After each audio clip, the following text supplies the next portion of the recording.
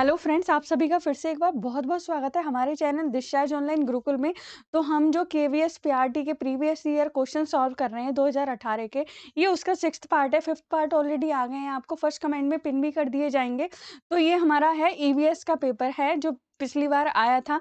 20 mark का EVS पिछली बार भी आया था और इस बार भी आएगा। ईवीएस का जो एग्ज़ाम है जिस तरीके से पहले था, और ये तो प्रीवियस ईयर का पेपर है, बट इस बार के एग्ज़ाम के लिए जो हमें और भी तैयारी करनी है, तो उसके वीडियोज़ भी अब रेडी हो रहे हैं। बस आपको बैक टू बैक वीडियोज़ मिलेंगे बहुत जल्दी ही। इसीलिए आप हमारे चैनल को सब्सक्राइब कीजिए, वीडियोज़ अच्छे लगते हैं तो लाइक कीजिए और ज़्यादा से ज़्यादा शेयर कीजिए, जिससे आपके साथ-साथ और लोगों की भी हेल्प हो सके। चलिए, ये एग्ज़ाम पेपर देख लेते हैं 2018 में कुछ किस तरीके से था। बिकॉज़ क्या होता है, जो एग्ज़ाम पेपर बनाए जाते हैं, वो प्रीवियस ईयर के क्वेश्चंस को थोड़ा बेस करके ही बनाए जाते हैं। आप भी हमेशा देखते होंगे, ठीक है? तो इसीलिए इनको करना थोड़ा ज़रूरी हो जाता है। बाकी तैयारी तो अभी बहुत करनी है और कम टाइम में ऐसा करना है कि ज़्यादा से ज़्यादा हम अच्छा कर पाएँ। बिकॉज़ ये देखिए, टाइम सभी के लिए कम है, इसीलिए आपको ऐसा करना है कि आप वहाँ पे बहुत अच्छा परफ़ॉर्म कर पाएँ, इसीलिए कोई चीज़ छोड़नी नहीं है। देखिए, पहला क्वेश्चन क्या था? निम्नलिखित दिए गए प्रतिशत में से कौन-सा वायुमंडल में पाए जाने वाले नाइट्रोजन गैस के लिए सही है?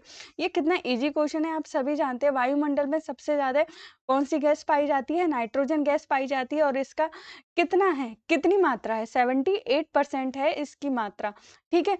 आयतन के अनुसार वायुमंडल में विभिन्न गैसों का मिश्रण इस प्रकार है। नाइट्रोजन 78% है, ऑक्सीजन 21 है। आप सभी जानते हैं कार्बन डाइऑक्साइड 0.03% है और ऑर्गन 0.93% है और नाइट्रोजन गैस की प्रतिशत मात्रा सभी गैसों से अधिक है, जो कि अभी हमने बताया। तो देखिए, कुछ इस तरीके के क्वेश्चंस थे और आगे देखते हैं क्या क्वेश्चन है। देखिए, ईवीएस के बहुत ही महत्वपूर्ण क्वेश्चन है और बेसिक ही क्वेश्चन है, ऐसा नहीं है कुछ। पर हमें क्या करना है, अपनी तैयारी को जितना हम अच्छा बना सकते हैं वो हम करेंगे। इसीलिए आपको कहते हैं, तैयारी में आप कोई कमी मत छोड़िए। बिल्कुल एकदम जी-जान से ये दिन जो है अपनी तैयारी को अपना एकदम डेडिकेट कर दीजिए, जिससे आप अपना सपना पूरा कर पाएँ और हमारे देश के भविष्य की नींव मजबूत कर पाएँ। क्योंकि आप जब शिक्षक बनेंगे तो आपके हाथ में क्या होगा, हमारे देश का भविष्य होगा और आप अच्छे शिक्षक होंगे, आप बच्चों को अच्छा पढ़ाएँगे तो हमारा जो भविष्य है देश का, वो बहुत ही मजबूत बनेगा, जैसा कि आप करेंगे भी। देखिए, सेकंड क्वेश्चन देखते हैं। देखिए, ये भी कितना अच्छा क्वेश्चन है। सीढ़ीदार खेती निम्नलिखित में से किन क्षेत्रों में की जाती है? बहुत ही अच्छा क्वेश्चन है।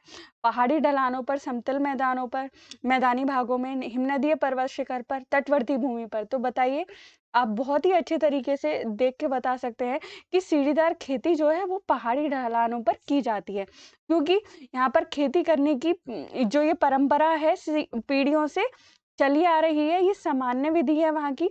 इस विधि द्वारा ढाल की लंबाई को तोड़कर छोटा कर एवं ढाल की तीव्रता को कम करके मृदा एवं मृदा नमी का संरक्षण किया जाता है और पहाड़ी क्षेत्रों में सामान्यतः 33% ढाल तक के क्षेत्रों को सीढ़ीदार खेतों में बदला जा सकता है। तो देखिए, क्वेश्चन के सारे फैक्ट्स पढ़ना इसलिए ज़रूरी होता है। आपने अगर सीटेट का एग्ज़ाम दिया हो, तो आपको याद होगा कि वहाँ पर भी जो क्वेश्चन हैं किस तरीके से आते हैं। एक ही चीज़ के फैक्ट को कई तरीके से अलग-अलग तरीके से पूछा जा सकता है या उसके बारे में कुछ अब करके भी कभी पूछ लिया जाता है, अगर कभी उनको शिफ्ट को हार्ड करना होता है। तो इसीलिए आपको बताते चलेंगे इसके बारे में।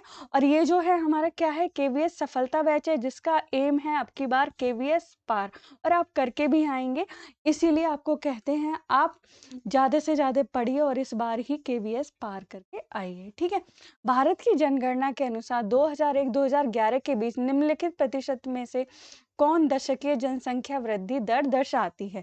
देखिए, ये क्वेश्चन भी बहुत ही ज़्यादा महत्वपूर्ण है। भारत की जनगणना 2011 के अनुसार वर्ष 2001 से 2011 के बीच दशकीय वृद्धि 17.64% रही है। जबकि इस दौरान देखिए, इसको ध्यान से पढ़िए क्योंकि पिछली बार ये आ गया, हो सकता है अगर कभी टिपिकल शिफ्ट उनको बनानी पड़ गई तो इस तरीके के क्वेश्चन पूछने। जबकि इस दौरान नागालैंड की दशकीय वृद्धि क्या थी, ऋणात्मक रही है, 0.6% रही है और भारत की जनसंख्या विश्व की कुल जनसंख्या की 17.5% है, ठीक है? तो क्वेश्चन एक करेंगे, आपको एक दो चीजें तो उसमें एक्स्ट्रा पता चल ही जाएंगी, ठीक है? अब नेक्स्ट क्वेश्चन की तरफ मूव करते हैं। रुकिए, थोड़ा आगे चला गया है क्वेश्चन। हाँ, देखिए, ये क्वेश्चन देखते हैं क्या है। उष्ण कटिबंध निम्नलिखित में से किन अक्षांशों के बीच में होता है? तो किन अक्षांशों के बीच में होता है आप भी जानते हैं। 23 बाय 23 इंटू 1/2 डिग्री उत्तर और 23 इंटू 1/2 डिग्री दक्षिण। ठीक है, तो ये है इसका आंसर। अब इसको पढ़ लेते हैं, थोड़ा सा फैक्ट पढ़ेंगे तो आपको याद रहेंगी चीजें। डिस्कशन से क्या होता है, चीजें बहुत ज्यादा याद रहती हैं। भूमध्य रेखा के उत्तर में 23 इंटू 1/2 डिग्री अक्षांश को कर्क रेखा और दक्षिण में 23 इंटू 1/2 डिग्री अक्षांश को मकर रेखा कहते हैं। ये भी याद कर लीजिए। इन आयन वृत्तों के मध्य स्थित क्षेत्र को उष्ण कटिबंध कहते हैं। इस क्षेत्र में सूर्य वर्ष में 2 बार शीर्ष पर चमकता है तथा इस भाग का मौसम सदैव गर्म रहता है। ठीक है, तो देखिए ये क्वेश्चन है, इसको पढ़ने से देखिए 2-3 चीजें आपको ऑलरेडी पता चल रही हैं। अब देखते हैं ये क्या क्वेश्चन है। अगर वीडियो हेल्पफुल लग रहा है तो लाइक कीजिए और शेयर कीजिए। अगर चैनल के कंटेंट किसी भी तरीके से आपको लगता है कि बेनिफिशियल है, ठीक है आपके लिए, तो आप हमारे चैनल को सब्सक्राइब भी कीजिए। भारत की जनगणना 2011 के अनुसार भारत की नगरीय जनसंख्या के लिए निम्नलिखित प्रतिशतों में से कौन सा सही है? अब आप बताइए क्या है। भारत की जनगणना 2011 के अनुसार भारत की नगरीय जनसंख्या 31.16% है, जबकि ग्रामीण जनसंख्या 68.84% है।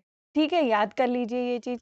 और भारत में सर्वाधिक नगरीय जनसंख्या प्रतिशतता वाला राज्य कौन सा है? गोवा है 62.2% एवं न्यूनतम नगरीय जनसंख्या प्रतिशतता वाला राज्य कौन सा है? हिमाचल प्रदेश 11%। तो इसका आंसर था 31.16%। तो इस चीज को एकदम आप दिमाग में रख लीजिए, जो भी फैक्ट्स आपको बताए जा रहे हैं। ठीक है, देखिए ये क्वेश्चन कितना अच्छा है, इसको भी पढ़ते हैं। निम्नलिखित में से कौन सा कथन सही है? राजतंत्र में राजा के निर्णय पर प्रजा प्रश्न नहीं कर सकती। राजतंत्र में राजा के निर्णय पर प्रजा प्रश्न कर सकती है। लोकतंत्र में राजा के पास शासन करने के लिए पूर्ण शक्ति होती है और लोकतंत्र में प्रतिनिधियों के चुनाव की प्रक्रिया में प्रजा भाग नहीं लेती। देखिए कितना इजी, आप देख के ही बता सकते हैं कि जो ए ऑप्शन है इसका सही है। राजतंत्र शासन की वह प्रणाली होती है जिसमें एक व्यक्ति शासन का सर्वे सर्वा होता है और राजा जनता द्वारा चुना हुआ नहीं होता बल्कि वंशानुगत होता है। और राजतंत्र में राजा निरंकुश शासन करते थे, उसके निर्णय पर प्रजा प्रश्न नहीं कर सकती थी और राजा का जो निर्णय है वो अंतिम होता है। तो इन सब क्वेश्चंस को करने से थोड़ा आइडिया लगेगा कि भाई केवीएस का जो एग्जाम है वो कुछ किस तरीके से आ सकता है। इसीलिए क्योंकि जब भी कोई एग्जाम देने जाओ तो प्रीवियस ईयर का जो उससे रिलेटेड पेपर हुआ, भले ही इस बार थोड़ा बहुत चेंजेस हुए हों, कोई बात नहीं, पर उससे आइडिया तो लगता है ना कि भाई ये लोग किस तरीके का, हमारा जो हम पीआरटी का एग्जाम देने जा रहे हैं उसमें किस तरीके का आ सकता है, या कितना हमें और पढ़ना चाहिए या क्या करना चाहिए। ठीक है, 2011 की जनगणना के अनुसार निम्नलिखित लिंग अनुपातों में से भारत के लिए कौन सी है? ठीक है, तो इसका आंसर है प्रति 1000 पुरुषों की तुलना में स्त्रियों की संख्या के अनुपात को लिंग अनुपात कहते हैं, आपको भी पता है। और वर्ष 2011 की जनगणना के अनुसार भारत का लिंग अनुपात 943 है और घनत्व 382 व्यक्ति प्रति वर्ग किलोमीटर है। चूंकि विकल्प में 943 नहीं दिया गया था, अतः इसका सबसे निकट आंकड़ा 940 है, जो कि ठीक है। ठीक है, तो क्वेश्चन एक है पर चीजें आपको क्या पता चल रही हैं? ज्यादा पता चल रही हैं। ठीक है, और हो सकता है ये जनरल नॉलेज वाले सेक्शन में पूछ लिया जाए ये क्वेश्चन।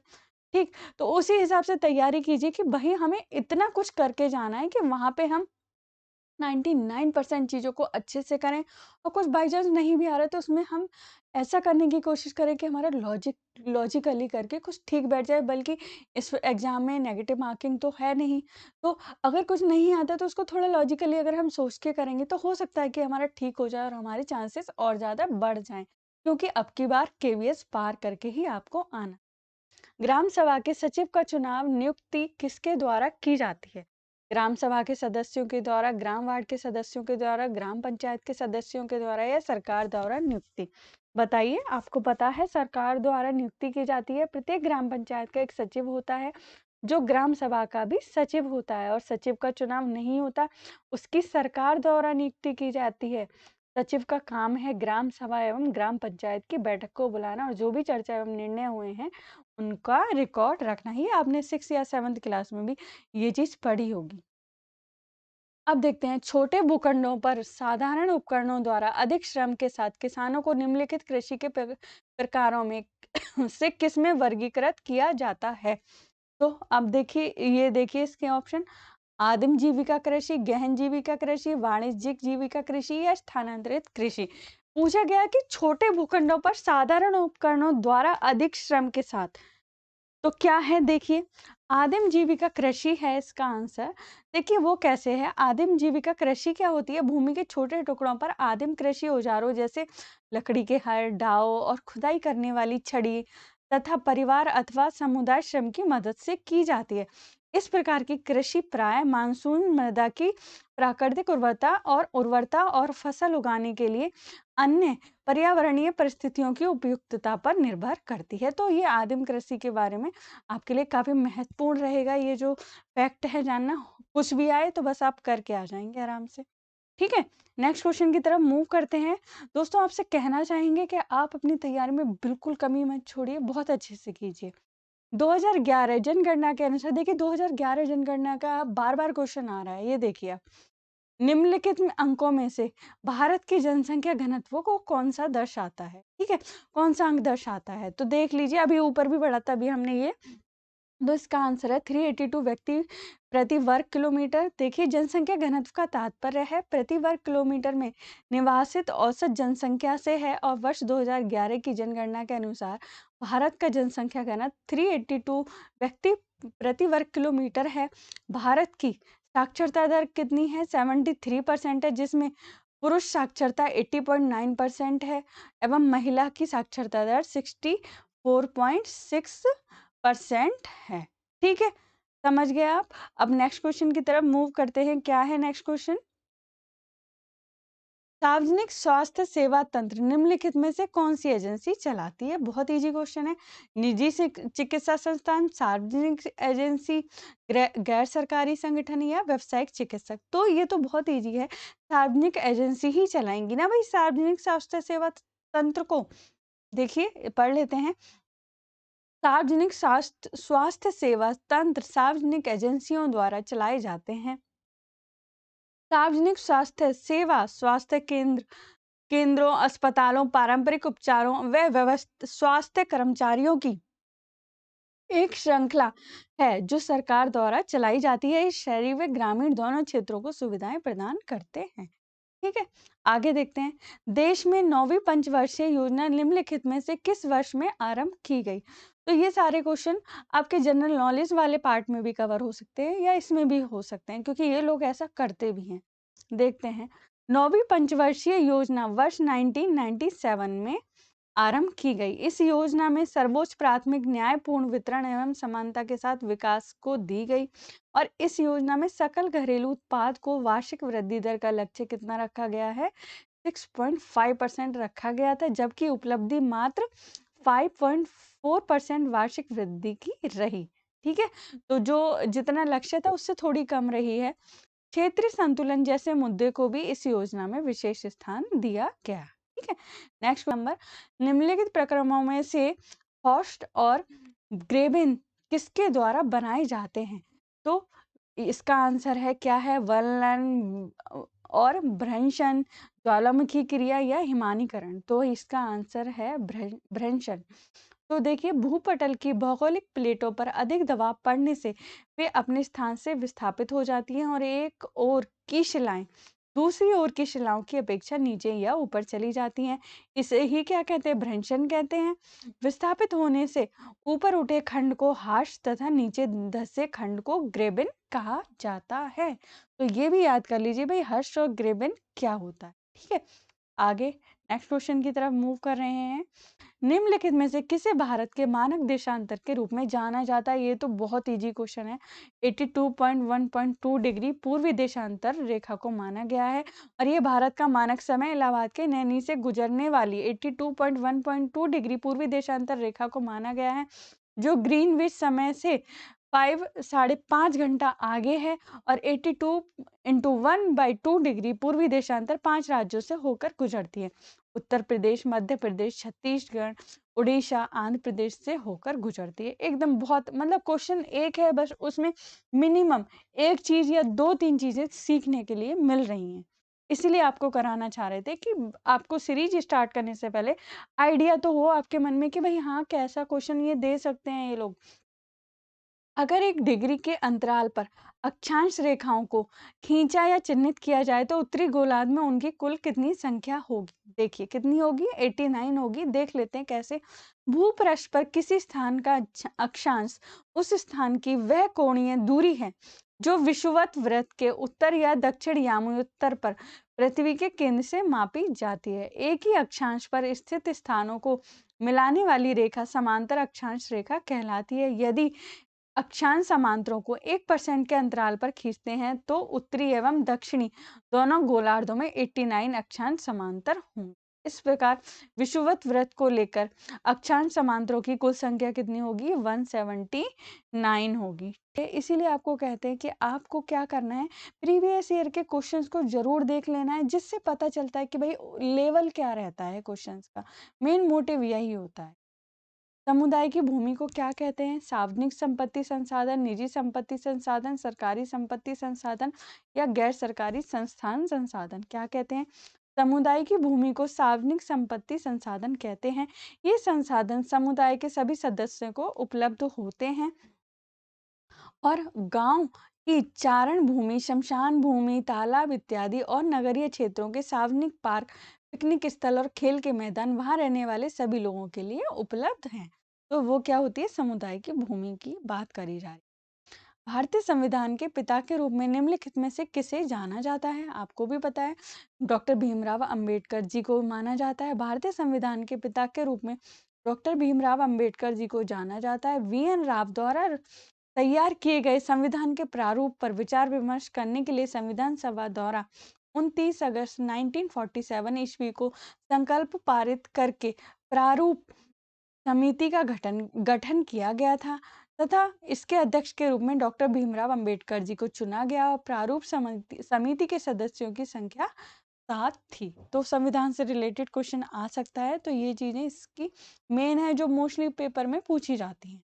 अब देखिए, दिल्ली और कन्याकुमारी के बीच नई रेलगाड़ियां आरंभ करने के लिए निम्नलिखित में से सरकारी संस्थानों में से किसके पास अधिकार होता है? बताइए। बिल्कुल केंद्र सरकार के पास है। भारतीय संविधान की 7वीं अनुसूची में 3 सूचियां हैं, संघ सूची, राज्य सूची और समवर्ती सूची। देखिए क्वेश्चन एक है पर चीजें कितनी आपको सीखने के लिए मिल रही हैं। संघ सूची पर कानून बनाने का अधिकार केंद्र सरकार के पास होता है और रेल संघ सूची का विषय है। रेल क्या है? संघ सूची का विषय है। अतः दिल्ली और कन्याकुमारी के बीच नई रेलगाड़ी आरंभ करने के लिए अधिकार केंद्र सरकार के पास है। तो देखिए इससे थोड़ा थोड़ा माइंड में चीजें बैठती हैं। अगर कुछ अलग भी आता है बाई चांस, ठीक है, तो हमारे करने की मतलब ये मान लीजिए क्षमता, क्या मान लीजिए कि लॉजिक थोड़ा बैठ जाता है अगर नहीं भी आता है। ठीक है, नेक्स्ट क्वेश्चन की तरफ मूव करते हैं। पृथ्वी तथा इसके वायुमंडल में जल का स्थानांतरण किस निम्नलिखित तत्वों के समूह को सम्मिलित करता है? देखते हैं। ये हमारा प्रॉपर एनवायरनमेंट का ही क्वेश्चन है। वर्षण, जलवाह, पवन और तापमान। वर्षण, आर्द्रता, वाष्पीकरण और पवन। वाष्पीकरण, संघनन, वर्षण और जलवाह। वाष्पीकरण, वर्षण, पवन और तापमान। तो आपको बोलना चाहिए अगर आपको कोई भी चीज को लेकर कोई भी कंफ्यूजन है तो आप हमें कमेंट बॉक्स में कमेंट करके अपनी प्रॉब्लम पूछिए। ये मत सोचिए कि हम पूछे ना पूछे, बिकॉज आपका एग्जाम है, आपके माइंड में कोई भी कंफ्यूजन बिल्कुल नहीं होना चाहिए। आपकी प्रॉब्लम सॉल्व करने की पूरी पूरी कोशिश की जाएगी। ठीक है, इसका आंसर है सी, वाष्पीकरण, संघनन, वर्षण और जलवायु। देखते हैं, पृथ्वी तथा इसके वायुमंडल में जल का स्थानांतरण वाष्पीकरण, संघनन, वर्षण और जलवायु तत्वों के समूह को सम्मिलित करता है। ठीक है, अब देखिए ये नेक्स्ट क्वेश्चन है, इसका लास्ट क्वेश्चन है। जब 20, ये क्वेश्चन थोड़ा समझ लीजिए। जब 20 डिग्री पूर्वी देशांतर पर स्थानीय समय सुबह के 10 बजे है तो 80 डिग्री पूर्वी देशांतर पर का स्थानीय समय क्या होगा?